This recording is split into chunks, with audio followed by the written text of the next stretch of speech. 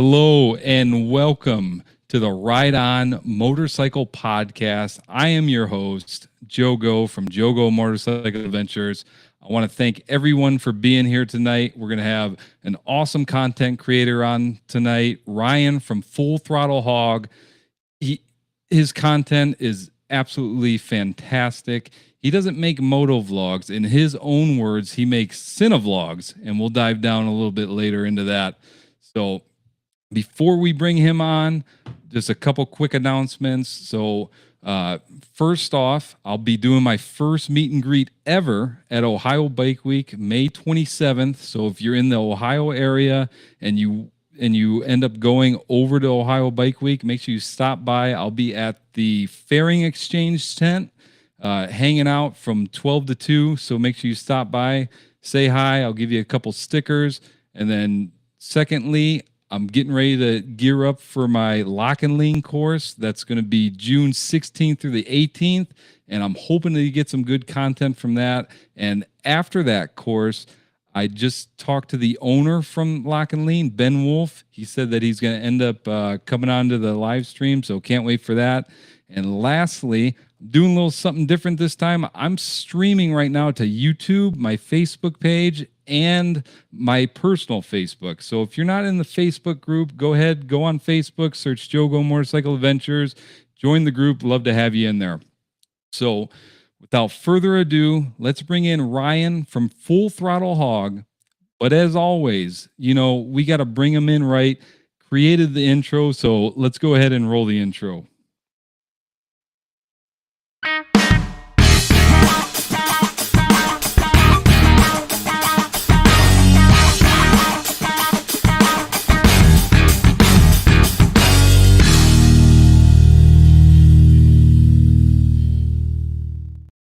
Brother. What's up, man? How you doing? Oh, not too bad. I just want to say that I appreciate you coming on to the live stream. I've been watching your content for quite a while now and absolutely admire what you're doing. Oh, thanks, man. It's my pleasure to be here. Thank you for having me on. No problem. No problem. So before we dive into the first question, I just want to acknowledge some of the people that are in here tonight. First up, we got Lee Sturges. He said, if you're 20 minutes early, you're still late. LOL. Totally get that military thing. We got Jimmy the Bull. He's saying, what up? We also have HD AV Traveler. What's up, y'all? What's going on, brother? Russell McDonald. Hello, biker family. Just met him last weekend, actually, at the Robert Simmons practice session. And as always, we got Karen in here. She says, at Throttle Hog, good evening. And then we got the Workman Experience. He's always in here as well. Also, great to see him. And then my wife, she's in here.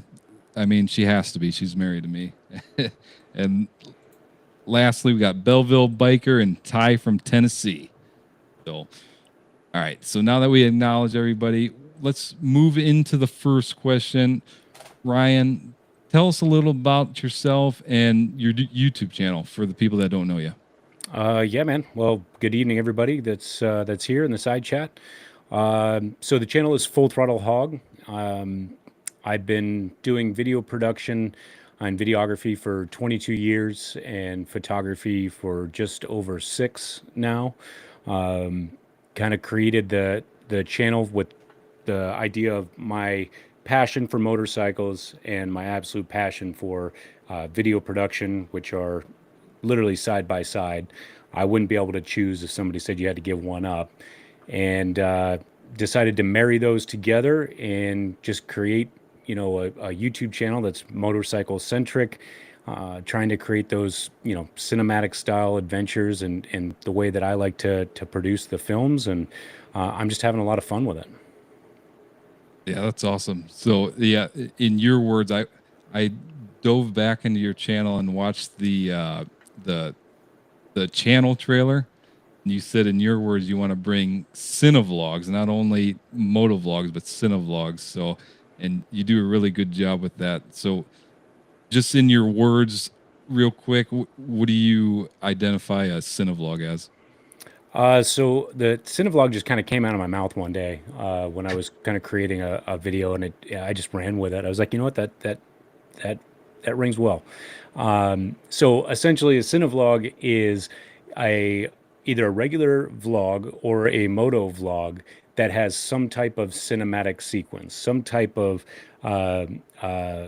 music layover with some spicy B-roll that just kind of flows and brings everything together. Uh, more for the creative side in me. I always joke around. I can't draw a stick figure. I am the world's worst artist. I barely can stay within the lines when I'm coloring in a book.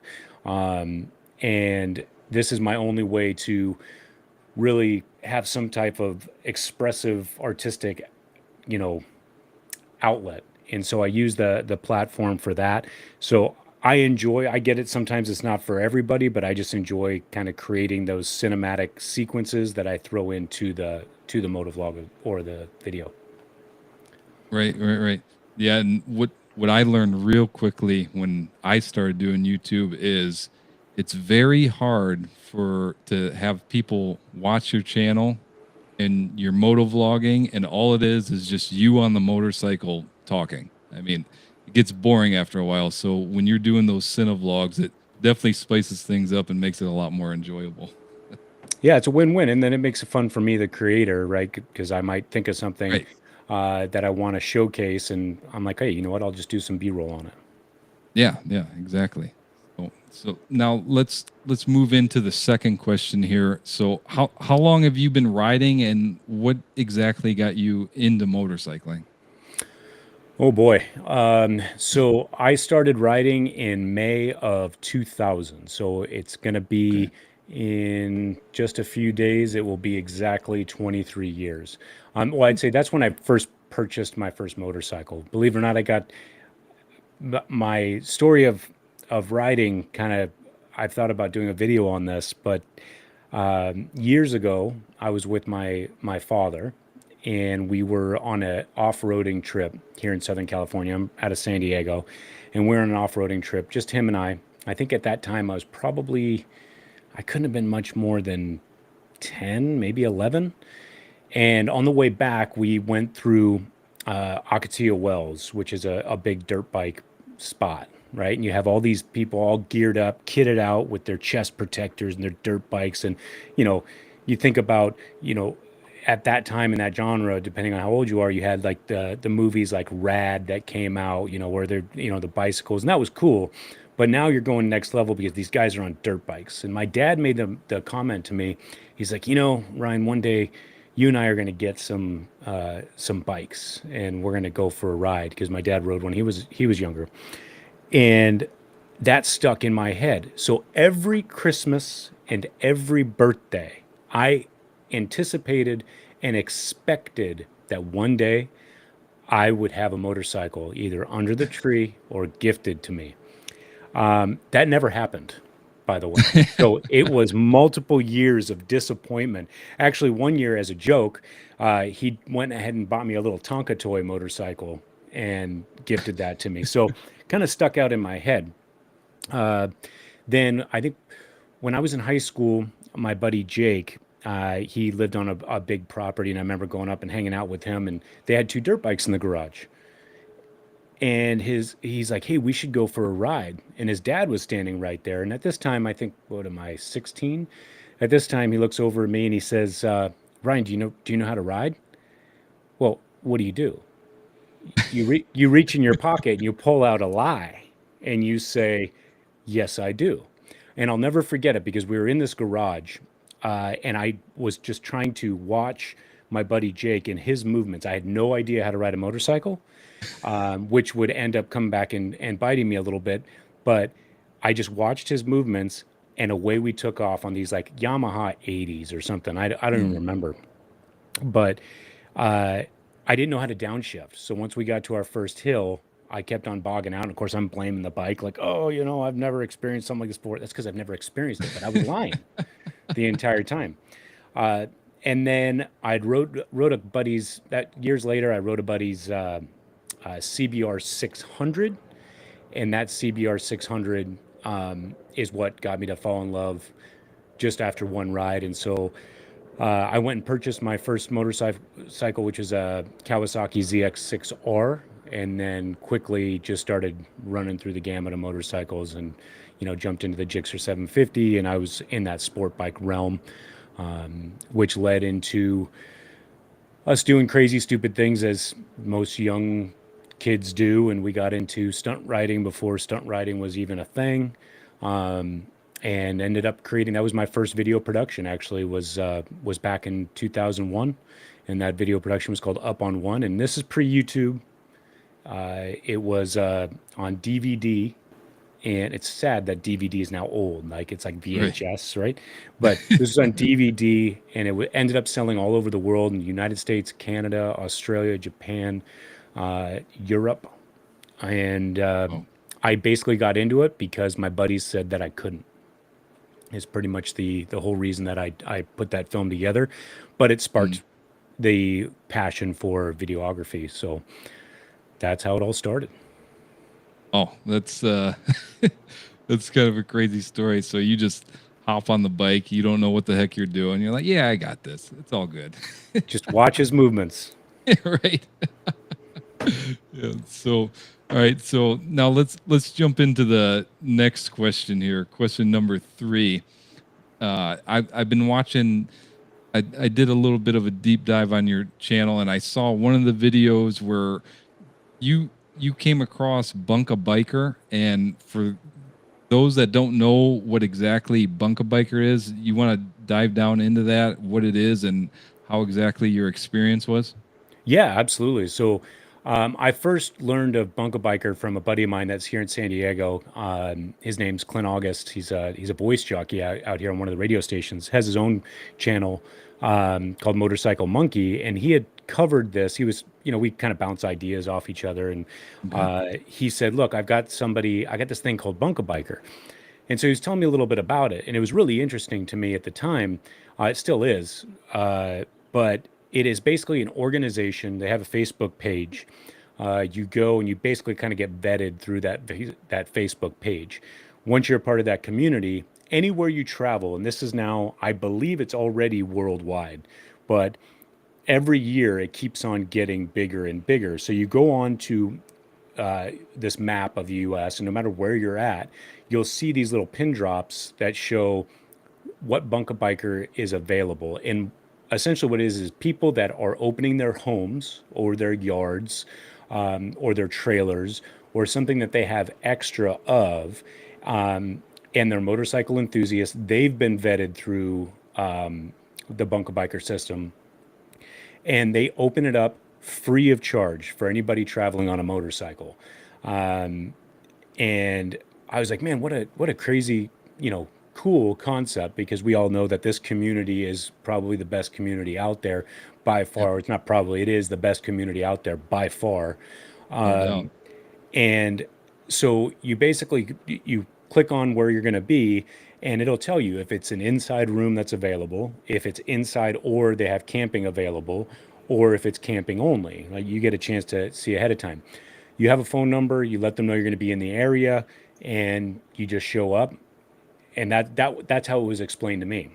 The only kind of thing is that they really want to encourage that the rider that's going to go visit with them is going to take a few minutes to hang out with the host, right? Maybe even go for a ride. They want to show you their town or something like that. So they want to make sure that they encourage that type of communication. Not required, but they want to encourage it, which totally makes sense, right? These people are opening up their homes to you.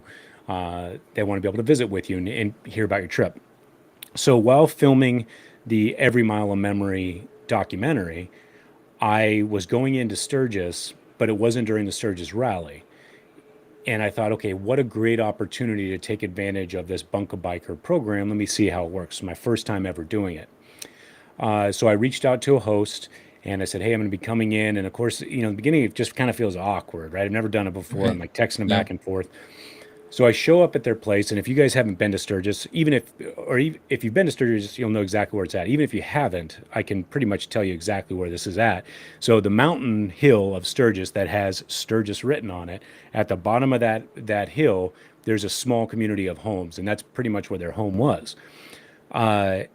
I showed up. It was, I want to say it was around 5 p.m., somewhere around there.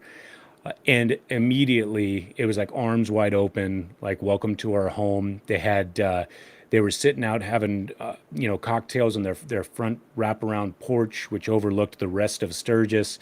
And, I'd been riding all day, and sure enough, they're like, cold beer, here we go. We sat down for about an hour, just kind of getting to know each other. Then they threw on some really nice steaks onto the grill. We had a fantastic dinner. They showed me where I'd be staying, and their whole house is done up with Harley Davidson stuff, the bedroom, everything. And then, we just kind of hung out for a few more hours, getting, just chit chatting. And I went to bed, and I had to wake up early the next morning. Early next morning, coffee's ready. I mean, it was like you were at a bed and breakfast, but multiply that times 10, because they were so gracious, such an awesome host. They even packed like goodie bags for me for the Oh, road. Like I wow. had freshly baked cookies. They gave me these Harley Davidson playing cards that I still have in the case to this day. Like it was a really special moment. So Bunk A Biker is available to everybody. You just have to go on and register through the Facebook page. Have your Facebook's got to be available for them to take a look at and to vet Mm, you. And then once you're in the program, it's really simple, easy to use, and I can't recommend it enough. I've yet to hear of a bad experience from anybody using Bunk A Biker. So that's how that's that's pretty much how it works.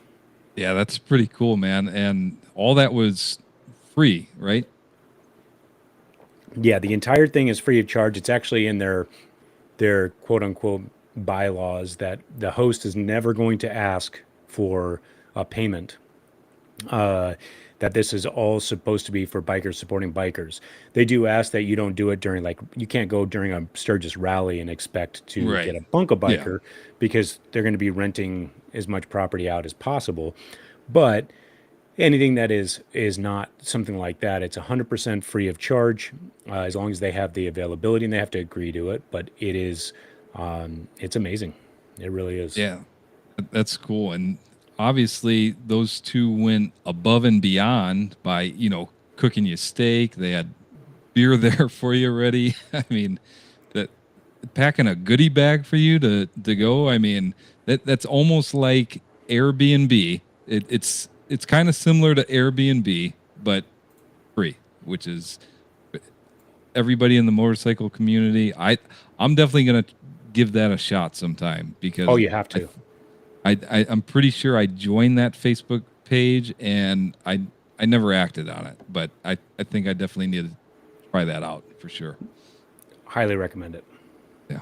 And then you guys that are here watching, let me know down in the chat. Have you guys ever used the Bunka Biker before? I know I saw one comment on here. Let's see. I forget who it was. They said Bunka Biker was great. So the chat's going pretty good right now. So it's here it is. Scott Hopkins said that he just signed up for Bunka Biker. So I'm interested to hear how his experience is. Yeah. No, I'd be curious to always share your stuff on that, and just support that program, and just a really cool concept. Like I said, Right. you got the greatest community in the world.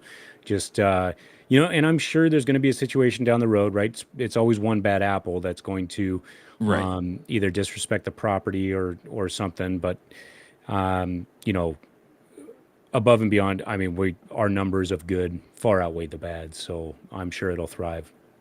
Exactly. Then we got a comment from, so it says Facebook user.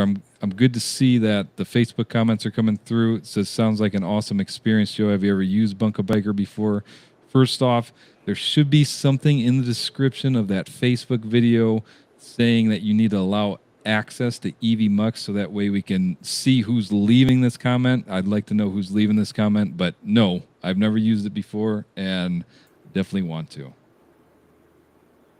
That out of the way, let's go ahead and move into question number 4. And before I even bring this on here, so I put together a little video to introduce this question.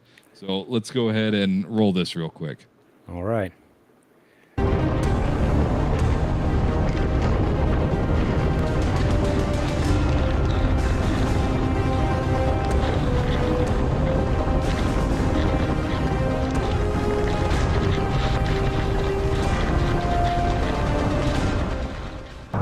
I am the only idiot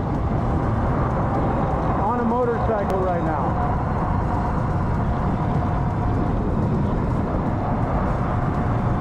It's absolutely insane. Right there, you ended up getting caught in a tornado while you were riding. And so the question that I have for that is, what was going through your mind, and how the heck did you end up getting caught into a tornado? Oh boy. Yeah, it still feels like it was yesterday and it just passed a year. When I say just passed a year, I think 2 days ago was a year since that incident. I want to say, yeah, I think it was in that video. I give the date. I want to say it was like May 8th or May 9th. So first off, I thought I was going to die. Like that's hands down.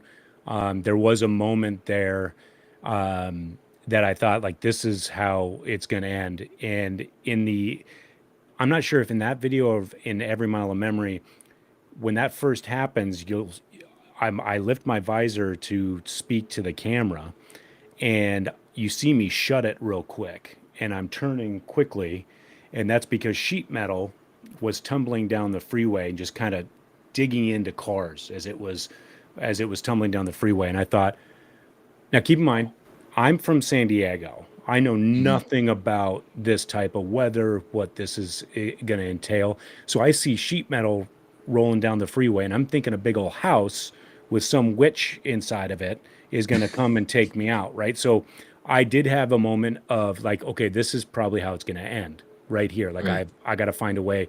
Fight or flight definitely came in. I know my adrenaline was jacked, and I was trying to figure out a way to stay alive. You know, what would happen if?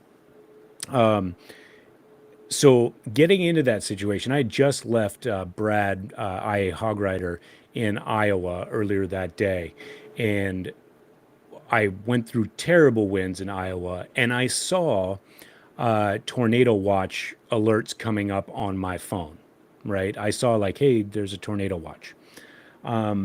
As I'm exiting Iowa and entering into Minnesota, and I can see the weather's changing, and I could feel it went from really hot to just kind of a clammy dampness, cool breeze out of nowhere, and I could feel something was going to happen. So I elected to get into rain gear, and I thought, okay, I'll just stay ahead of the curve here. The winds were bad. It was like 40-mile-an-hour winds for like a 28-mile stretch. It was terrible. But I pulled over, and even in the Every Mile of Memory, so I remember getting my stuff on. I only kept the half shell on because it didn't start raining just yet. And I was like, you know what? As soon as I started feeling the first raindrops, I was like, I'm gonna stop. Now the winds were already, they kind of like calmed down. They were very mild, like 8-mile-an-hour winds. And I'm at this gas station, and as soon as I go to swap out the helmet, this gust of wind just comes out of nowhere, and it was constant. And then the lightning started, and then there was thunder. And I was like, okay, let me just continue down the road. I called up my buddy Danny. I'm like, hey, this is where I'm at. It's terrible weather. And he's like, yeah, just ride safe. No worries. So about a mile, no more than that. It was about 5 miles from that gas station. I started going up the road. My GoPros had died. Batteries were done. And I thought, you know what? I'm tired. I'm soggy. I just want to get to the location. It was 13 miles away. I was like, you know what? I want to film myself showing up. It's part of the story. You know, part of the story is showing up at my buddy Danny's, who I started riding with back when I first got my first motorcycle. He was there during the first video production. So I was like, all right, you know what? Pull over, swap out one of the GoPro batteries. The lightning was terrible. It was getting dark. I was like, you know what? I'm just going to hit record. And I never do this, by the way, but I just hit record and I left it. I was like, maybe I'll get some cool lightning shots. You know, it'd be pretty dramatic to get some, you know, me riding through some lightning. I'm not kidding. That's what I was thinking. So, not but 60 seconds after I got back on the freeway and was heading north, I could just, the rain started to intensify, the wind, and then you just see this wall. And there was a bridge up ahead, but you just see this wall coming towards you, and you know that it's bad. I mean, to the point where I was like, there's so much rain that the side gutters are full of water. Cars are got their hazards on. And then everybody up ahead comes to a complete and utter stop. And this wall hits me. And I'm not joking. I had both my feet down on the ground to use as almost like skis, right? So if I, Right. to the fact that there was cars still around, and I was like, hey, if I'm going to dump the bike, I want to be able to at least know it ahead of time so I can jump off of it and whatever. So I squeeze in between some cars and I pull up underneath that overpass, which was the only overpass for several miles. So I got lucky there. The wind was so strong, I was unable to put my kickstand, or even on the kickstand, it was still going to tip the bike over. Several times I tried to get off the bike, and the bike was just completely going to go. So at that particular moment, I'm filming, I'm, thinking, oh man, I see that sheet metal. I'm thinking that this is it. And my phone's ringing, and I got it connected to my Senna. It's my buddy Danny. And as soon as I answered the phone, he's like, dude, where are you? And I was like, man, I'm underneath this overpass. And he's like, dude, there's a tornado. I was like, I know. I'm pretty sure I'm in it. And so I get off the phone with him. I'm trying to make sure I can capture some video moments in case, if it was the end, it would be how it ended, I guess. Right. And I run up to the crevice of the overpass in that little just triangle crack area. And I'm running up there. I tuck down real tight, and it only lasted about 4 minutes, I would say. Okay. 4.5 minutes of the strong, gnarly stuff. And then it subsided, but there was still quite a bit of lightning. The streets were flooded. My buddy was like, hey, I called him when it died down. I was like, hey, I'm going to get ready to get back up. Oh, I got to tell this part of the story. So there was a pickup truck that blocked my bike so I could get off the bike, right? They could see I was struggling, and people are shouting and like pointing. And I was like, yeah, I know, I get it. I'm an idiot. And so, people are like, what are you doing? Where are you from? I was like, I'm from San Diego. So, but people blocked in the bike because they knew I couldn't get off. They saw that I was like holding it up, and even on its kickstand, the bike just wanted to go. There was this one guy that pulled up behind my bike, and he immediately rolls down. He's like, get in, and I'm soaking wet. And I wanted to be respectful for this guy I was like, dude, I'm completely wet. I appreciate you stopping, but this guy gave me water. He gave me like granola bars and a whole bunch of other stuff. He rides as well. And he was from India, and just a really, really cool experience to have him be like, hey, riders got to take care of riders. But so I called my buddy Danny. He's like, dude, just go park the bike somewhere. I'll come pick you up in the truck, and we'll come get it tomorrow. Like, this is ridiculous. Now, keep in mind, I have 13 miles left. And so I was like, nope. Part of the story is me showing up at your house on the bike, and we're already committed. Let me just get to your house. So I leave there. The streets are flooded. I hit a big patch of water, and I've heard all the stories. You guys can hear me out on this, and I am proof. To hydroplane a bike in a straight line is not like a car, right? Because it's a gyro, it's one wheel in front of the other. So it doesn't hydroplane like a car. So I hit this big flooded patch. I missed my exit. So I have to circle, and of course it's like in Minnesota. So in order to get, it's not like you can just take the next exit, right? Every exit in Minnesota, I swear, is another freeway that you have to go and take another, loop around somewhere. And on one of the turnoffs, it's just a big flooded patch. And I literally thought I was going to drop the bike then. I hit this patch, water sprays aside, but the bike, surprisingly enough, felt extremely stable. I just knew, don't grab the brakes, don't snap the throttle, just keep your arms, where they're at, no abrupt movements. So I went through that. Then I went through another flooded section that was so deep that there was a pickup truck with the water up to above its door handle. And I remember going through into that, and I was like, I stopped. and I was like, okay, you know what? I'm not going to chance this one. And I literally had, it's nighttime. I see the hazards of this vehicle, and I'm walking the bike back with water that's going almost up to my air filter, my intake. And I'm walking the bike back. So I get out of that mess. People are going around the opposite side, the divided highway to get around this area. It was a mess. But I finally made it to my buddy Danny's house. My adrenaline was jacked that entire night. I almost got no sleep whatsoever because if the cameras weren't rolling, I would have kicked myself. And I don't think anybody, it would have been the fish that got away. Nobody would believe me. Right. So Exactly. that's, Yeah. that's that's the a complete crazy story. story, man. Like I've been caught in some bad storms, but not a tornado. Oh, I mean, we got Russell McDonald saying, "What a way to go, riding your motorcycle into a tornado." Exactly. Right? Scott Hopkins says, "Experience that in a car, motorcycle, way more crazy." Absolutely, you got zero shelter, and then Big Bert, he must have the mind of a creator because he said it was some crazy footage, but to even think of turning the camera on.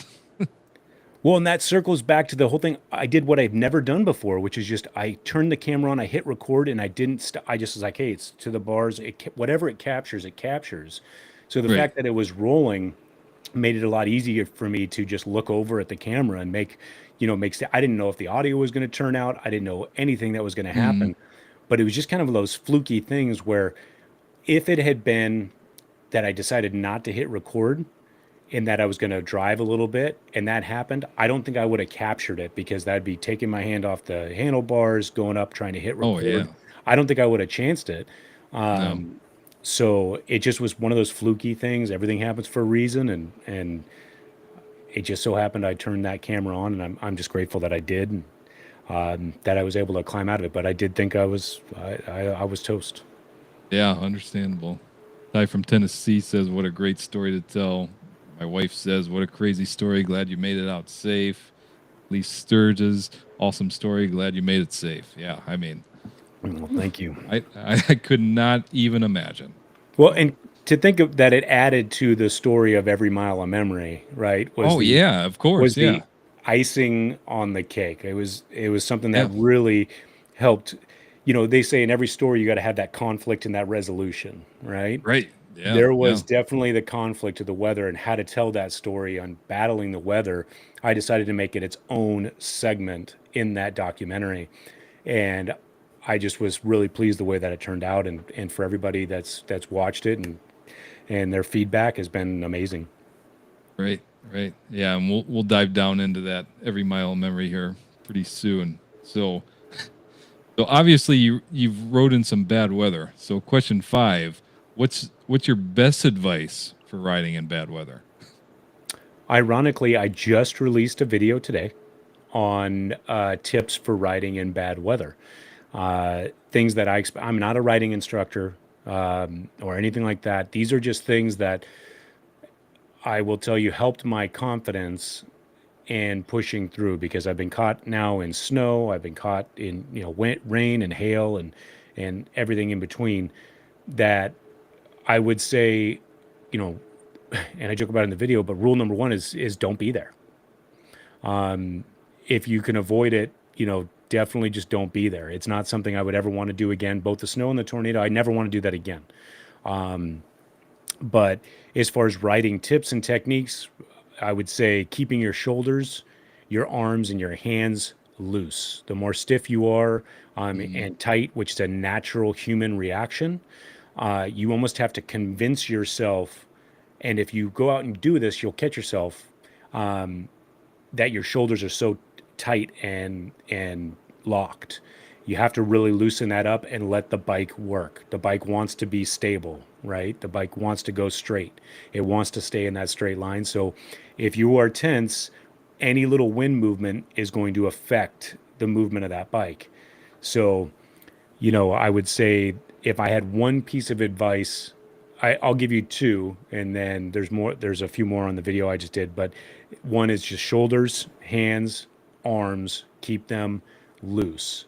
Lock your legs in that gas tank and keep it loose. And then number 2 is no jerking movements of any of the controls. That is throttle, brake, and input on your handlebars, right? We don't want to grab a handful of throttle and, yank on that thing. You got to get really good at trailing onto your brakes and trailing off your brakes. And it's something that takes practice. It takes doing it on a warm, sunny day to understand that once you roll off that throttle and get on the brakes, once you apply pressure and you start to feel the weight transfer, you can mash on those brakes. They are not going to lock up. So it's just important things to learn and to practice so that when you're in that bad situation, you can feel confident to get through it. But I'd say the biggest thing is telling myself in those situations, relax your shoulders, relax your arms. If your hands are tingling, you're gripping too tight, right? If your hands are going numb, you're grabbing that motorcycle way too tight. But it's hard because your adrenaline's going. You're like, you know what? Screw that. I'm gonna hang on to this thing for for dear life. You just have to consciously think about it. Right. Yeah. And one thing that I noticed, because I went from 12-inch bars to 10-inch bars, and I noticed with the 12-inch bars, I was always more tense because I was reaching up further. And ever since I got the 10-inch bars, I've been able to keep my body loose. But when you're going down like the twisty roads and stuff, you'll catch yourself. You're like, why am I so tensed up going around this curve? And you got to remind yourself, loosen up a little bit. And same goes for terrible weather. You got to stay loose and just go with the flow. Yeah, man. And practicing, as you mentioned, is extremely important. Practice the stuff when it's a nice day, like you said, and then even if it's raining outside or something, go out into the parking lot, even though you're going to get your bike filthy. But, I mean, you can always wash it. But you need to see what your bike is capable of in that kind of weather in case you run into it. Absolutely, man. It's all about that confidence. Yeah, no doubt. And then Jimmy the Bull said, add floaties to my saddlebag. Wouldn't be a bad thing to add there. Anthony C says, Toretto, do you have any crazy weather stories? I think he's referring to me because sometimes I get that people say that I look like Vin Diesel. A Wish version of Vin Diesel at that. So I don't have too many crazy stories. Just I can see how you got there. I can see the Toretto on it. All right. Yeah. So I either get Vin Diesel when I'm clean shaven, or I've heard numerous times Chris Daughtry when I get some. Oh, definitely. Okay, so the Daughtry thing, 100%. Oh, I would run with that if I was you. Absolutely. Yeah. So, all right. So with that one out of the way,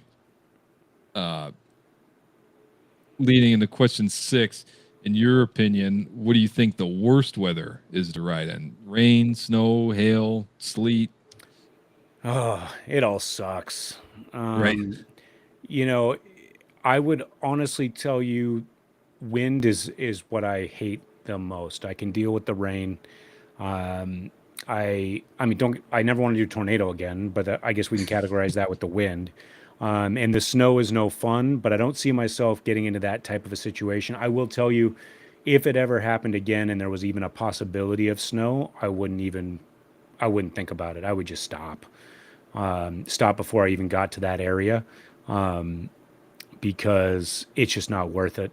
It's there's no reason why the bike stayed up in that snowstorm. But I would say wind is by far the worst for me. Even on a road glide with the separation of the handlebars and the fairing not affixed to the handlebars, that wind especially on a long road trip, your neck is all cramped up for the rest of the time. You're dealing with big rigs that are passing you at 85 miles an hour, and you have to deal with the suck and blow of that. It just makes it not enjoyable. If there's a crosswind, you're pretty much attached to that motorcycle with both hands, because you're going to have, those cutout periods of wind where it's going to be even if it's constant, you're going to be battling it back and forth. So Mm. wind is the one that I don't enjoy. It doesn't make for good video, doesn't make for good content creation, and it just sucks on the bike. I mean, the wind in Iowa was so strong that it almost shoved me all the way off the road. Jeez. And you would have those strong gusts of wind that you're already getting pushed and you feel yourself getting pushed even more. And then it would be, one last haymaker that you have to slow down in the wind, no matter what. There's nothing macho about, going fast through the wind because you're just getting lucky. You're not a good rider at that point. You're getting lucky. It will shove your 800-pound motorcycle with you on top of it right off the roadway, and it doesn't matter your riding skills or capabilities. It doesn't care. Yeah, I would have to agree with that with the wind. There's nothing more than, even if I'm just walking or something, I hate the wind. But even on a motorcycle, and another thing that the wind could cause is you hit the right gust of wind, and that could throw you into a death wobble, which is no joke. And 100%. yeah, besides the wind, I would say I haven't experienced snow, and nor do I want to, even though it would be possible out here in Ohio, because it could. But rain for sure. Rain's Yeah. the worst. Somebody made a comment here that says black ice. Yeah. So that was what I was thinking the entire time in that snowstorm is black ice, because black ice is notorious for taking down. You're down on the ground before you know what hit you if you hit black ice on a motorcycle. Like, there is no recovery if you hit it. So it is one of those things where, like you, I don't plan on ever going back through the snow again. I learned my lesson. Nope. And then going back to that tornado story, the one part that I forgot to mention was, I didn't know this. You guys are probably going to laugh at me, but tornado warning is the last warning, if that makes sense. Okay. Like, there's Yeah, tornado yeah. watch, and then if it's tornado warning, there's already a funnel cloud that's touched the ground. I didn't know Okay. that. I saw the alert come up and I thought, okay, we had tornado watch, we have tornado warning, which means it's really getting serious. And then they're going to maybe just have tornado alert. I don't know. Right. But that's it. It was just tornado warning. That's as high as you get with a tornado. I didn't know that. So keep that in mind. Yeah, it is confusing because I get it confused all the time. You would think warning would be, hey, there might be one. Watch is, hey, there's one out there. But I don't know. Those weather guys get paid ungodly amounts of money just to point at a green screen, and they might be correct. So. You only have to be right 70% of the time Right. as a weather And person. half the time they're not. So. Right. Figure that out. Yeah. All right. So now, after we knocked out that question, and make sure you guys stay tuned because we're going to be opening it for Q&A here after we do the giveaway, which is going to be happening, we'll say about 15, 20 minutes. But so you created a short, I don't know what you want to call it, documentary short film called Every Mile of Memory. So I want to show like the trailer for this that you put together real quick, and then we'll come back and talk about it a little bit. Sure.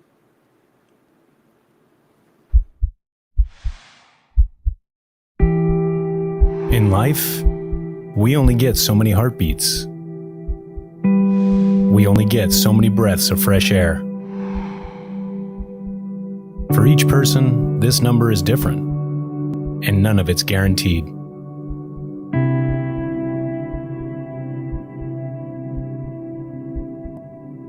In between those heartbeats, like the shutter from a camera, you're capturing a memory.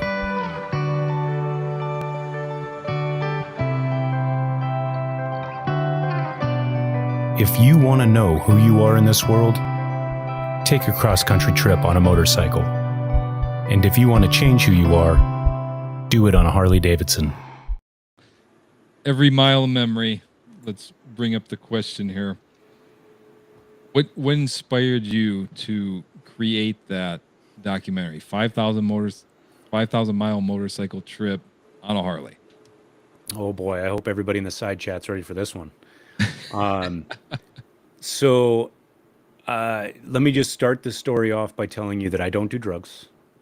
because that's going to be the first thing that pops into your brain. So Sturgis Doesn't Care came out in 2021, and I was on my way out to the Stubborn American in October of 2021, shortly after Sturgis Doesn't Care. I was in New Mexico at the time, and I'd woke up really early in the morning. That's like my favorite time to ride on a road trip, is right before, have breakfast ready to go. You're on the bike right before sunrise, and you get out on the road and you get to feel that sun hit you. And it's pretty crazy. So to kind of set this up, so my mother passed away in 2019, and she passed away at a young age, abruptly, from a very aggressive cancer. That she was as healthy as a clam. She took the skin off chicken, and her passing really hit home. I mean, we always talk about life's short and don't delay and take advantage because you never know what's going to happen, and the same song and dance that we've all heard over and over again, and we all say, and I did for a while too, we all say, yeah, 100%, that's what I believe in. It wasn't until my mother's passing that I realized that I've been doing this all wrong. The things, I'm not putting off anything anymore because I'd always find an excuse. So here I am. I'm on, this trip to the Stubborn American. It's October, late September, early October. And I'm riding out New Mexico. Sun just came up. And my oldest childhood memory, no joke, that I can remember, that my body, my brain took me back to, it was a 2-lane highway in New Mexico. I know I was in the fast lane at the time. And this childhood memory of me, I'm wearing a red shirt. I got shorts on with cowboy boots. There's some design on the red shirt. I couldn't tell you what it was or what it said. I just know that it was design. I think it had yellow writing. And I'm standing in the front yard of the house that we lived in at the time, and the garden was off to my right, and I could smell fresh cut grass, and I believe that at the time I could smell the grass that was being cut in on the road, right from the roadside. So that memory led to the second longest memory that I ever could remember. That led to the third longest memory, and fourth and fifth. And it continued to play, and they were all only about 10 to 15 seconds long. Nothing more than 15 seconds. And I thought to myself at one point, I was like, whoa, this is really weird. I don't want this to stop. And I was telling myself, don't think about anything else. Just let this kind of run. It came to the point where I couldn't shut it off. These memories played in sequential order. Like I said, I don't do drugs. I tried to preface it. These memories played in sequential order at 7 to 15 second intervals of things throughout my life. Memories that I had no idea were even memories were filed away in my brain that just came back into reality. And those memories continued all the way up into the exact moment of the exact second that I was out on that road in New Mexico. And when that ended and it stopped, it was a crazy, crazy feeling. It was something I couldn't explain. And I spent the rest of that trip riding out to Moyers, Oklahoma, thinking there is a story here that needs to be told about what this did for me on a motorcycle. I'm sorry, I'm having a military helicopter going over my head. Let me shut that. That's all right. That's a sign of freedom right there. You got that right. So it was really powerful, and then that is pretty much how the idea started. And then I knew that I needed to come up with a game plan, and I took off in April of 2022 to go shoot it, and then it took me 6 weeks to edit it, and it was to compress all that footage that I got all the way down to 22 and a half minutes was a lot, but yeah, you probably had hours upon hours of footage. These people don't realize when you're a content creator, even a 5-minute video, you could have an hour worth of footage, and you just need to splice it up and make it all make sense. And so I can only imagine how much footage you actually had from doing that trip. I think it was just over 2 terabytes of footage to Wow. compress down into 22 minutes. That's So insane. it was, yeah, it was a lot. It just was. That's the story, and getting that old footage. You have to realize I had to get footage from old 8 millimeter film tapes. Right. Yeah. I've kept all the footage I've shot for the past 22 years. Every frame of every clip that I've ever shot, I have stored.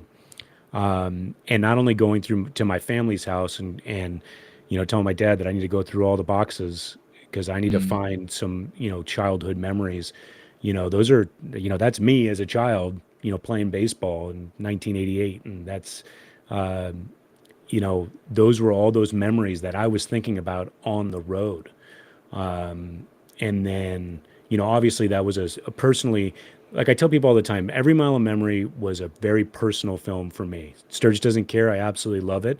But if I had to have if my heart was going to pick one, Every Mile of Memory is going to be it, because it wasn't a destination. It was literally asking people to follow me on a motorcycle for 5,500 miles, and hopefully they enjoy, this story.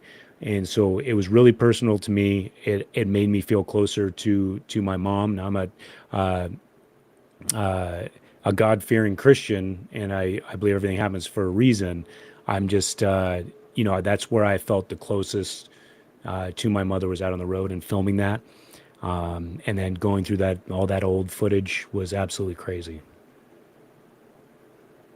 Yeah, that's amazing. I mean, I didn't know all about that behind, like the whole story behind that, but when I watched it, man, I mean, I know you poured your heart into it, and before we even hopped onto the stream, we were talking, and I know you did an Instagram live before you released it, and you're like, man, I don't know, I'm really nervous about releasing this. I really hope you guys like it. And that's just I feel like when you're a content creator, or even just somebody that edits video, trying to put something together, that's always ingrained in your head. Like, man, I hope these people like it.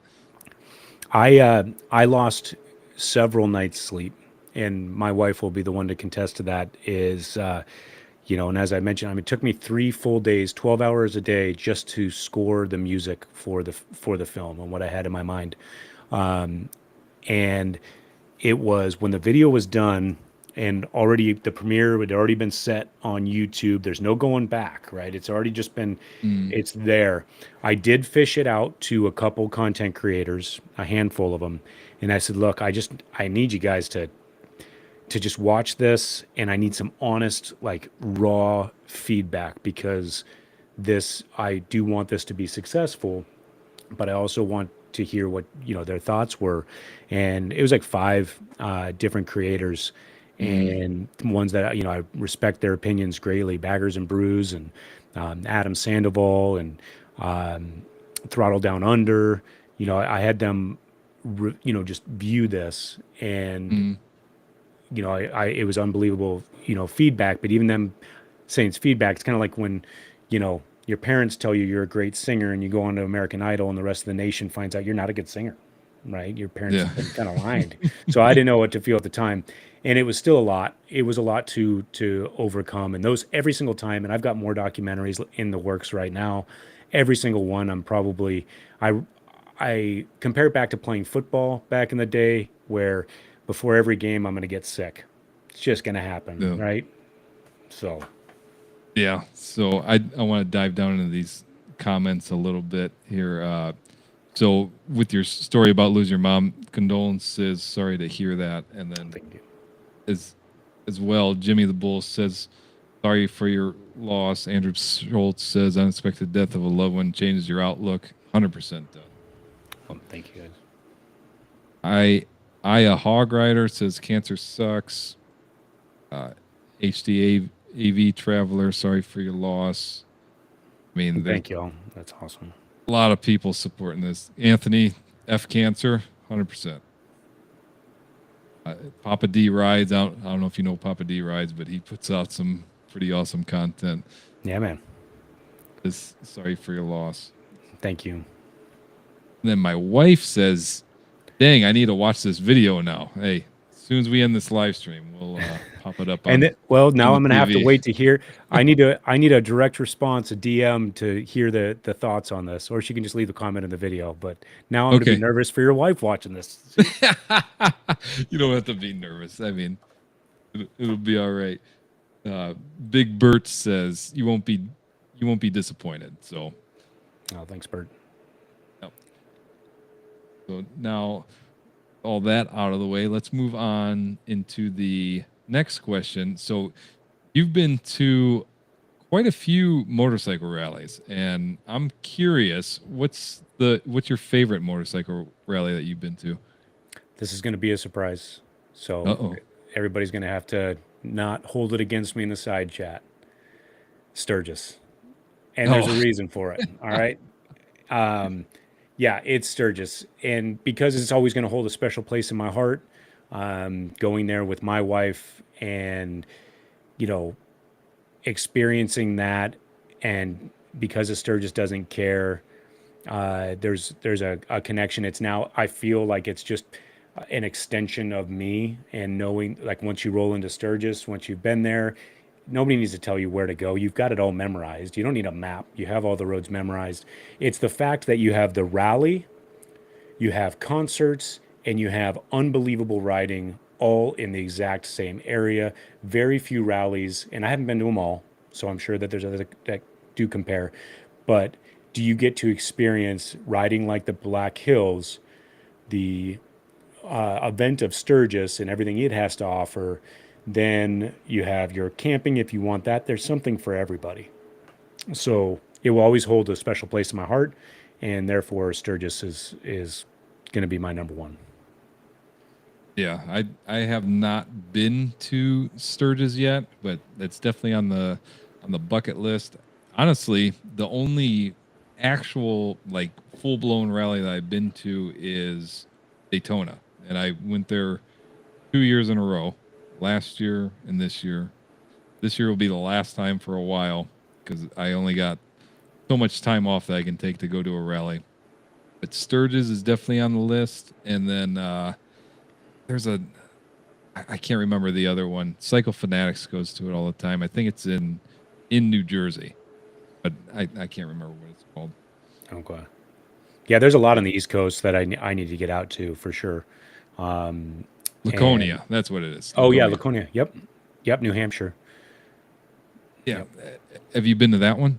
No. So this was supposed to be my first year going. It's not gonna happen due to some other. It's the 100th. I wanted to be there, but it's just not gonna happen due to some other things that are going on. But next year for sure. Fair enough. Now, what do you think your favorite part of Sturgis is? And you've also, before you released Every Mile Memory, you did the Sturgis Doesn't Care. So before you guys watch the Every Mile Memory, make sure you go and watch the Sturgis Doesn't Care, because that's a little short lead up to Every Mile Memory, which was great. I would definitely have to say that the Black Hills, riding in the Black Hills, the party's great, but that's going to be at every rally you go to, or every Saturday afternoon in your probably local hometown. It's just the riding is just amazing, and I always try to get there a few days before Sturgis and take advantage of all the touristy spots so that it's a little less traffic. But you hit these roads at 4 p.m., right? Spearfish Canyon at 3:30 in the afternoon is probably the best time to ride. Don't tell anybody this. This will just be our secret. But 3:30 p.m., you hit Spearfish Canyon, nobody's on it. And it's golden hour. Me as a photographer, it just gets me all excited. it's unbelievable. So just taking advantage of that. Getting stuff done at the rally is awesome too. If you go over to Exit 55 and Black Hills Harley Davidson, they have a huge setup. Whatever you want to get done to your bike, you're probably going to get a good deal. Like I said, those are all the things that I enjoy about it. But I'd say if there's one thing I had to pick, it's definitely going to be the riding. Okay. Yeah. I'm definitely going to hit Sturgis one of these years. No doubt. Got to do it. All right. Let's see what we got down here in the comments. Don't want to forget about everybody that's watching here. Aya Hog Rider says Sturgis has to be on your bucket list. Definitely is. Russell McDonald said we should take a preloaders trip out to Sturgis. I'm sure my sister is down for it. For those of you that don't know what preloaders is, Robert Simmons' group, be the boss of your motorcycle, being a preloader. Lee Sturgis says Iron Mountain is awesome. And Russell McDonald says at least Sturgis we would be the only groups not hanging their feet out while they ride slow. Probably right. Gotta be a pet peeve. Yeah, exactly. You see all these people. I mean, even at Daytona and out here, Ohio Bike Week is pretty big. Man, you see these people just dragging their feet all the way down the street, wearing out their boots, and it's like, I mean, yeah, exactly. Ruining the street, ruining their boots, and it's not safe. You're going to break your ankle one of these days once you hit something. Right. Yeah, and these people don't realize that, and I got to give a shout out to Robert Simmons because I didn't know how to ride my motorcycle until I started watching him showing all this slow speed stuff, and it's completely changed my life. Oh yeah, he's got great stuff. Yeah, no doubt. All right. So that question out of the way, I actually created a special screen for this question here. Oh, come over here, and I want to know what's your opinion on the new Road Glide and Street Glide CVOs that Harley Davidson just released. And you guys in the chat, feel free to chime in as well.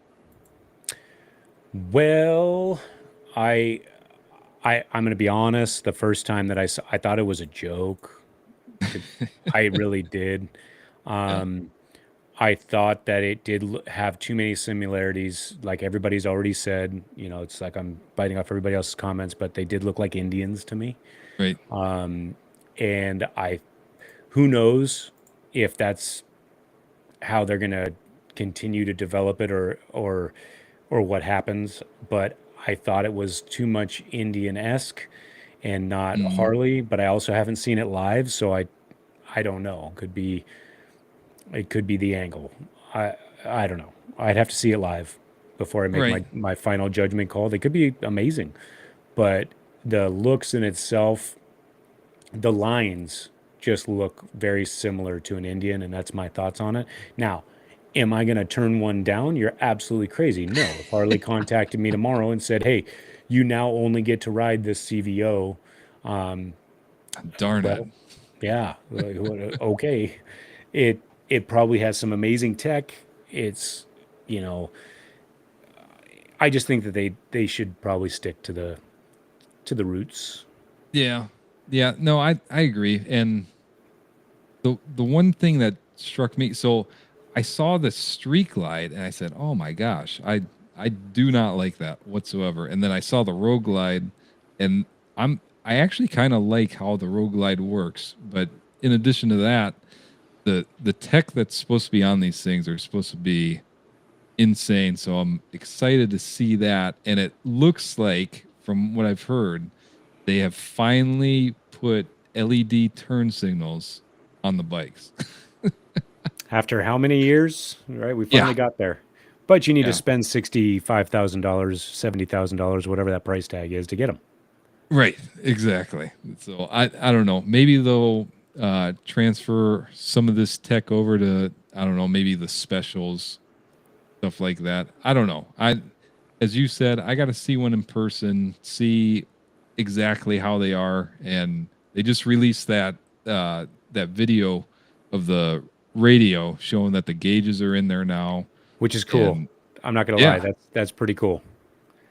But when I first saw that, that sparks a question. So, in order to see like your speedometer and RPMs, like, do they have that split up in the radio? Because then you also got to control your music and all that stuff, you know?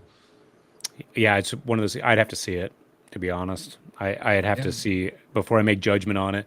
You know, I understand Harley's tech has always been a big issue, and especially their infotainment system has always been Hmm. a problem. That's probably one of my biggest downfalls. Their mapping on there is terrible.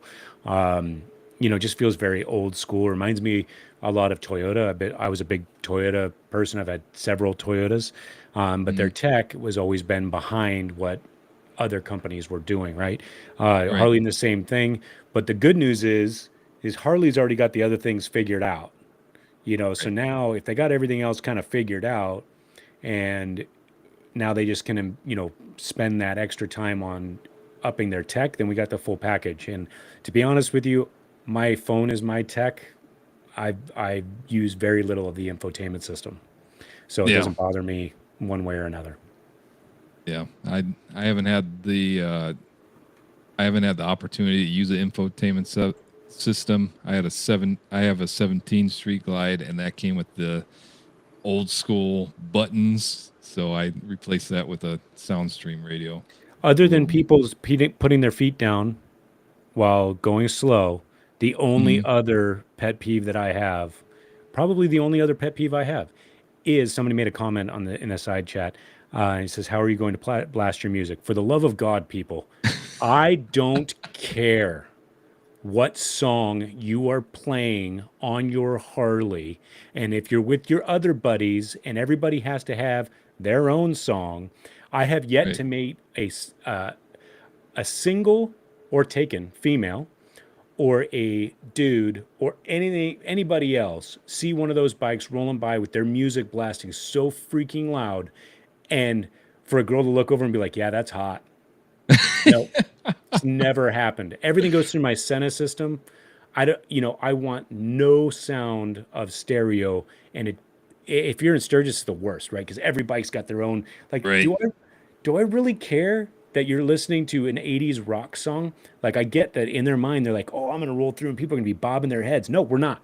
Just for the love of Yeah. God, stop. So Yep. I'm going to let that go. All right. I'll admit it. I'm guilty of doing that. Only not to look cool. I just really like the music.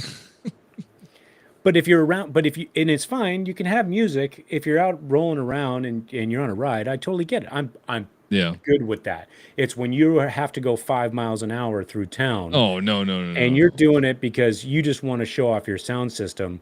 I Yeah. literally, it bothers me.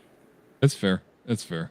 I can see where you're coming from. So when I'm pulling into a place, you know, I'm automatically clicking down my radio because I don't Yeah, want to be that guy.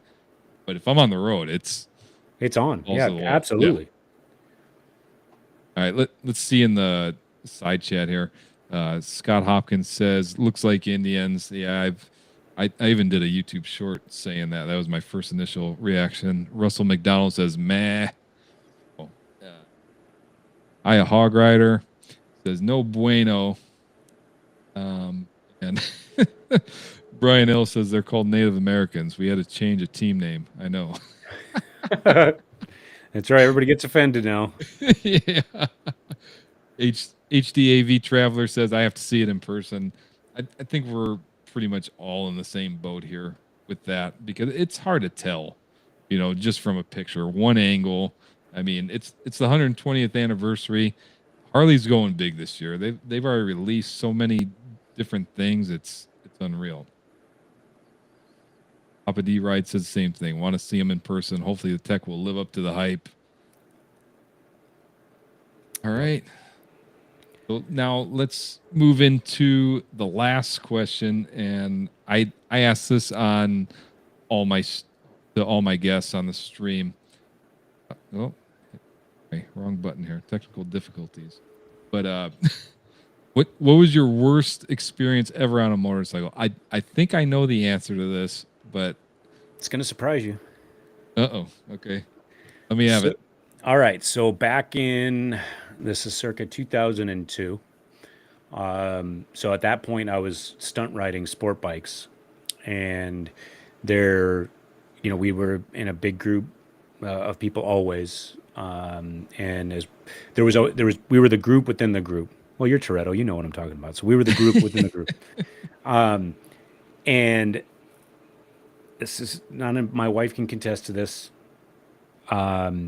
There's a trick on a motorcycle. Now, back in the day, we weren't doing these. Right at the end of my stunt riding career was 12 o'clocks, like 12 o'clock wheelies and circles and all that stuff becoming a thing, right? To the point where I literally had a plate and rollerblade wheels on the back of my Gixxer 750. That was because we were all learning the 12 o'clock thing. That was the new movement. But before that, it was basically just doing wheelies for as long as possible, miles, right? You and your buddies would see who was just going to hold it up there for forever. So there's a trick that's called a knack, and that's pretty much where the bike's in a wheelie and your body is off to one side. For me, it would be my left side, and you're sweeping your leg off to the right. You're kicking your leg off to the right. So the bike is over here, and you're off 1 foot to the side, and you're in a wheelie. Now keep in mind, there's a big group of us, and at that point, my foot peg broke. My left foot peg snapped. I slammed down, and for some unknown reason, the bike came down, and I kept my hands on the handlebars. But if this is the gas tank on a Gixxer 750 in second gear, what happens when all that weight is there? It pins my throttle hand wide open. Oh, So no. I can't see anything. We had these things called chatter boxes at the time that were like Senna's, but it was like the Zach Morris phone on the side of your helmet. And everybody could talk to everybody, right? There was no it was channel 1 or channel 2. That was it. Right. That's all you had. And I'm hitting the rev limiter, which is 102 miles an hour on a Gixxer 750, by the way. So I'm hitting the rev limiter, and I started slipping back. I'm like, I'm just going to let go and just ride it out, and hopefully I make it. And I could hear people screaming, "Don't let go, don't let go." And again, this is not skill. This was just straight, maybe fight or flight. It just occurred to me while I'm dragging, my knee touched the ground and hit one of those turtle lane separators, like shredded open my jeans, broke my foot, and I ended up wrestling my thumb and hitting the kill switch on my right handlebar, which caused the bike started slowing down. I was so excited that I didn't drop the bike that I stopped the bike, and I was so excited that I didn't crash it that I ended up lying down on the ground and letting the bike rest on top of me until my buddies could stop and pick the bike up. And that was probably my worst motorcycle riding incident, I would say, of my life. Wow. Okay. So that's a tough choice between that and the tornado, but that one sounds more, I guess you would say, eventful than the tornado. But both of them definitely eventful, no doubt. So then Timmy the Bull says whiskey throttle. Case of the whiskey throttle there. Right. So that was the last question. And now we're going to go ahead and move into the giveaway. So I have a new program that I'm using. Ryan, if you want to take a quick break, I'll roll into this giveaway real quick. And Perfect. Come right back to you. Let's see. We will go over to the giveaway. All right. So I got this wheel right here. And to enter the giveaway, all you have to do is type in hashtag merch. I'm going to be giving away some of my merch. If you win, shoot me an email. Start typing in hashtag merch, and then you guys should start popping up on this wheel. Hopefully, I don't know. So we're going to give this a shot. Hopefully, people start popping up into here. If it doesn't work, then we're going to have to go with the old thing. I'll pick a number, and the first person to pick the number wins. I see the hashtag merch coming in.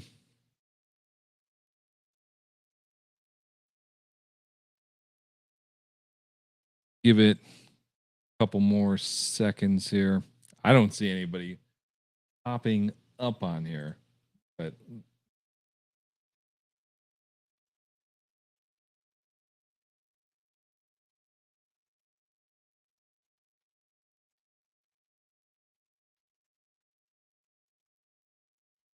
all right.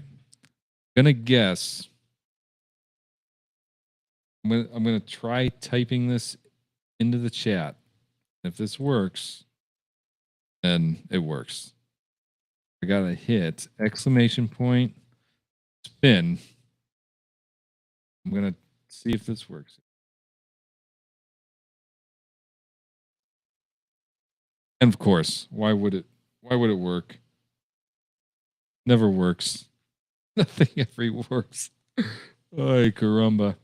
All right. So I'm going to, I guess I just got to pick a number. So we got 22 people in here.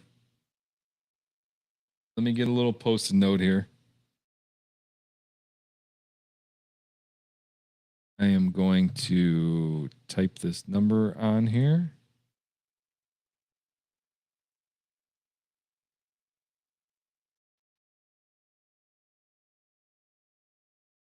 We're live, guys. Okay, so pick a number between 1 and 22, and the first person to pick it, they'll be the winner. All right. Well, Andrew Schultz, he ended up winning it right here. 17. That was the lucky number. So, Andy, shoot me a message on Facebook.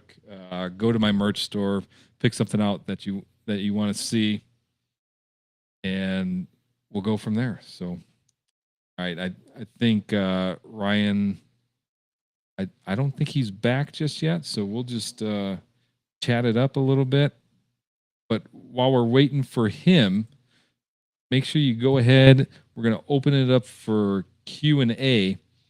So drop your questions down below for Ryan, and we will roll into that as soon as he gets back. And he is back. So we'll bring him back in. All right. Perfect timing, Ryan. So the software that I picked to do the giveaway, of course, didn't work. So I had to do it old school, pick a number. Somebody picked it. Andrew Schultz won. Now Nice. I open it up for Q&A, and we'll just wait for some Let's fire it. Let's make them some fiery questions. Let's spice it up a little bit. Great.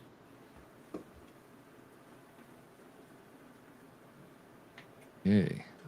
All right. Everybody It is a slight delay, so sometimes it takes a minute for it to through here. Okay, we got our first question here.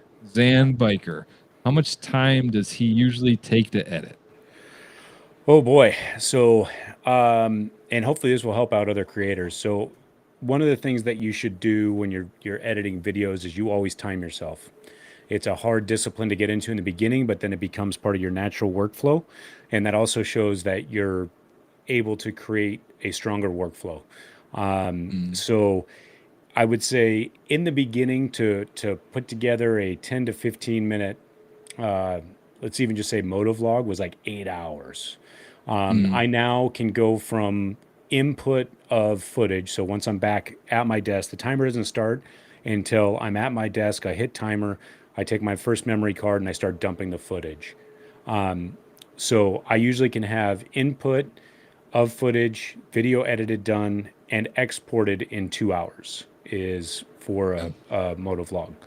Cine vlogs are going to take a little bit longer with the B-roll segment.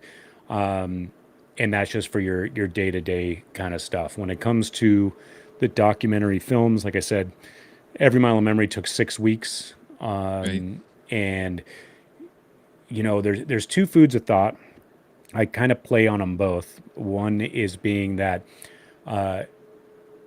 good is better than perfect if you get it out, because perfect is not going to exist. Like Every Mile of Memory, I watch that film and I look at areas that I could have done something, I could have tweaked something to make it just a little bit better, or there was a spacing of the voiceover that I just don't like. But to the viewer, nobody's ever brought it up to me. It's only me trying to make it what I see in my mind as perfect, which is subjective, which the art of video creation, I think that's why I love it so much, is it's subjective. What I create in my mind, and other creators should feel this way too, is don't worry. First and foremost, I want this to be the most important thing that you hear that I say. Everything else that I said, forget it. Throw it out the window. This, if you are a creator in the side chat, I'm going to give you the best piece of advice I can give you. Don't make YouTube videos for other YouTubers.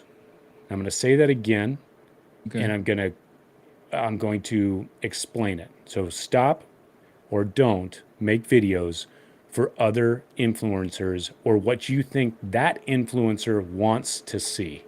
That's where people get trapped. That's where people get caught up in it. Throwing yourself out into the YouTube world, you already opened yourself up. Just accept it. You're going to have people out there. They're miserable people. They're going to comment negative things. They're going to try to get things to get you fired up. It's honestly, just don't respond. Miserable people will always stay miserable. You will get better as a creator, but miserable people will always stay miserable. So, if you have that mindset of, I wonder what, this person or the Full Throttle Hog, I wonder what he would think of this. Stop doing it. That's not who you're doing it for. You need to be creating this for the viewer. And it's so important to not think about, you always want to think collaboratively of your entire audience, right? That is important. I appreciate and I absolutely adore, and I would even say love every single one of my subscribers. But when I'm filming something, I try to do my best to speak to just the one person that's watching it. And my buddy Danny, has said this time and time again, and my wife has said this time and time again, that pretend the lens is your friend that you're just explaining this story to, just like you would on a Friday night drinking a beer, right? And then you can edit it together, but try to have that type of delivery and stop worrying about what any other YouTuber, what other content creator, what they're going to think. I even know recently there's been drama in the moto vlogging community. Don't even get involved. Like, stop. YouTube is big enough for every single one of us. We all have a different story to tell. We all have a different way of telling that story.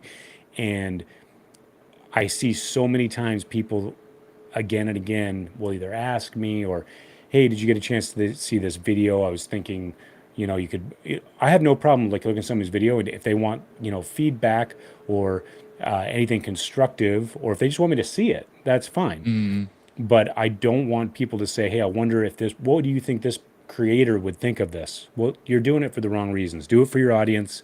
Do it for that one person that is either is maybe they love watching these videos because they can live vicariously, maybe for a health condition they're unable to get out on the road, or maybe they're somebody like me. I still love watching old school moto vlogs, being out there and watching somebody tell me a story from the perspective of the motorcycle. I still really, really enjoy that.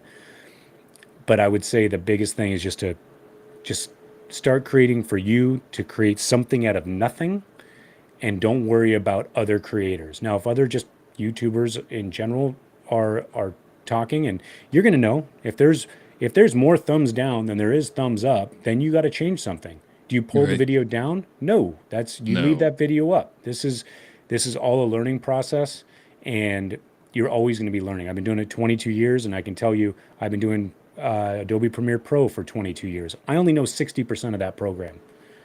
after 22 years and multiple study, reading every book on the planet, I can honestly tell you I only know 60% of it. So that's the biggest piece of advice there. Yeah. I mean, I never even really thought about it that way, of other content creators making content for other creators. Because I've personally, I do worry about what some other people, content creators, think about what I'm putting out, but that's not the first thing in my head. I'm doing it for the people that are watching it, and the people, even if it's 5 people that consistently comment and say something about it, that's who I'm doing it for. 100%. And the faster you can get it out of, doesn't matter what the other creator thinks of your product, the better. Right. And it's a hard thing to do. It is a hard thing to do, because we all like to be liked and hate to be hated. YouTube in its sense, I mean, I'm not shy to this. It's a narcissistic platform. I mean, let's just be real. We're creating content we want people to watch, and that's just, it's narcissism, not necessarily a bad trait in this, because you're trying to be entertaining, you're trying to be engaging. Because I can tell you right now, every actor that you are fond of in the Hollywood scheme is a narcissist. Right. I've never met an actor that's like, I hope I get up on stage and I suck. Right. So it's just important to learn and continue to create, because you're literally, when you create videos on YouTube or anywhere, you're creating something out of nothing. It's just like an artist with an empty canvas, and all of a sudden it's a work of art. It could be subjective, but you just have to, you're creating something out of nothing, and that's amazing to me. It always will be. Oh yeah. All right. So now, next question. So Zan Biker was the first question. Lee Sturgis says, what's your favorite drink or shots? He put an S on the end of that. Yeah, he did. Plural. So I am an old-fashioned kind of person. Blanton's straight up, if I had to choose. But I do like old fashions. I enjoy an IPA, and I kind of don't do shots anymore. I mean, I still from time to time, so there's not really like a favorite. Sometimes if I have to get down to it, it's going to be just straight up Jack Daniels. It works for me. 0 tequila. Never, ever, ever give me tequila, ever. For all of us older folk out there, it's like feeding a mogwai after midnight. So, yeah, just don't do it. Yeah, Leinenkugel's Honey Weiss and Berry Weiss. IA Hog Rider, he knows my favorite. So, Leinenkugel's Honey Weiss is my favorite beer of all time. It's illegal to get in California, west of the rock. Well, everything's illegal in California, right? Right. But and everything causes cancer out there. So of course. So the reason that it's actually illegal to get west of the Rockies, because they use local honey. And I guess it's like a, some rule or regulation somewhere along the line. But yeah, Honey Weiss, whenever I'm on travel, as soon as I go east of the Rockies, the first thing I'm going to do is go find a Honey Weiss. And IA Hog Rider actually brought out to Sturgis, he brought out a 12er of Honey Weiss and Berry Weiss, which is fantastic. And Leinenkugel's is a place out of Wisconsin. They're now owned by Miller, but they were a mom and pop shop. I've loved them for years. Okay, very cool. And for me to answer that, favorite drink, Miller Lite. That's just I go to. I do like other different beers, craft beers and stuff like that. Not so much IPAs. And then shots. Not a huge fan of shots, but I would have to say what you said, Ryan, Jack, or like Jim Beam, or once in a Jim Beam. I feel like Jim Beam's a little bit smoother than Jack. But. So funny story about Jim Beam. You can't trick me. Like I go on vacations with the wife. We'll be traveling. We do like all-inclusive places, and they try to put Jim Beam in my Jack and Diet order. And I'm going to tell you, I can tell you the difference between Jack and Jim instantaneously, because years ago, when I was younger, obviously years ago. I had been drinking all night long. I lived in Pacific Beach at the time. We were at my house having a house party. I lived in an apartment complex that was like a resort, if you will. It was amazing. Like they would have around the world parties. There was a 52-man hot tub down there, beach volleyball, you name it, and a pool. Well, because of my intoxicated state, I challenged somebody to a race in the pool at 3 a.m. and the loser had to drink a mug full of Jim Beam. I did not know that this guy was a college swimmer.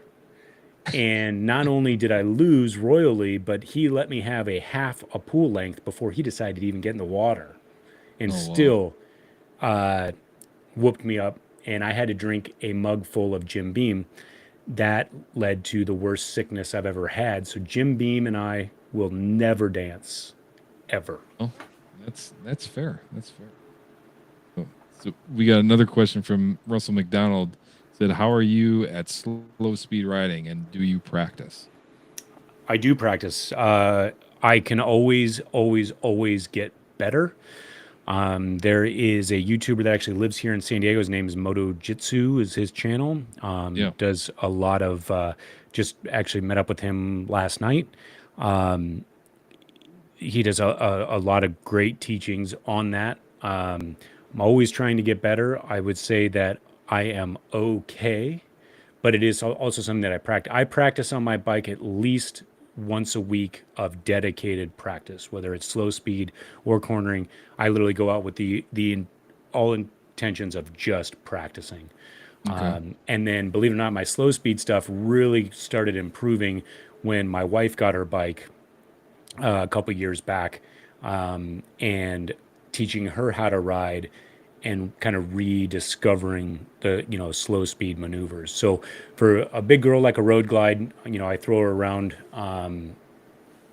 good enough, or I'd say okay. I can always improve. Yeah, exactly. Everybody can always be improving, but that is good that you're at least practicing once a week. I've been practicing pretty good out here when the weather permits, and like the best advice that I could give somebody that rides is just take one class, at least one class a year. And it's only going to help you, and get out there in the parking lot and just practice. Yeah, man. Then the Gab magazine says, will you be at the May ride? Say hi to Clint from Shadow and Diane. Oh yeah, so May ride, that's Clint August from Motorcycle Monkey and 101.5 KGB out here. He's the one that told me about Bunk A Biker, Clint, the same Clint. Okay. He hosts a ride every year in May. It's called May Ride. It's out at Biggs Harley Davidson, and really great event. I'm not going to be able to make it this year due to another commitment, but yeah, Clint's a good dude. Okay. Oh, hey, we had this is new. Sorry, this is new software, so a bunch of new things going on. It says, thanks for subscribing, Donovan and Lee Dara. Hey, appreciate you guys subscribing. I don't know if that's two people or one person. See what else we got here. Russell McDonald says, no booze for this guy. I love it, but the people around me don't like me anymore. I have alter egos. I have Rex and Rob. Everybody loves Rex. Nobody's ever loved Rob. My dad said shots are stupid and they make you stupid. Yeah, It's accurate. true.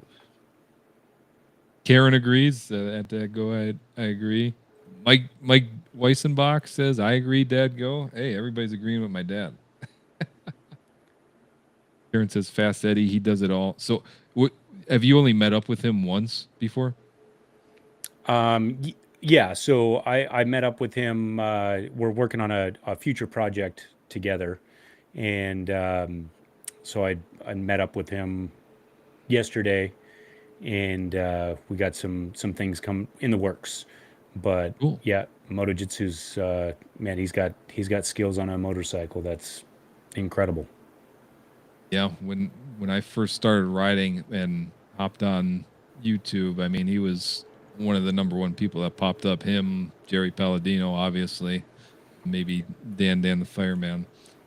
But it'd be really cool to go out there. I've actually reached out to him through, I think, email, seeing if I could get him onto the live stream. But who knows if that email was any good? So I might try to reach out to him on Instagram. There you go. If you could put in a good word there for me. Will do. Appreciate it. All right, Ryan. It looks like the chat's slowing down, so I'm not going to drag this on. I want to respect your time. I want to thank everybody for coming. But before you go, just let everybody know where they can find you and all your social media and whatnot. Yeah, absolutely. So YouTube, Instagram, Facebook, Full Throttle Hog on YouTube. On Instagram, it's full_throttle_hog.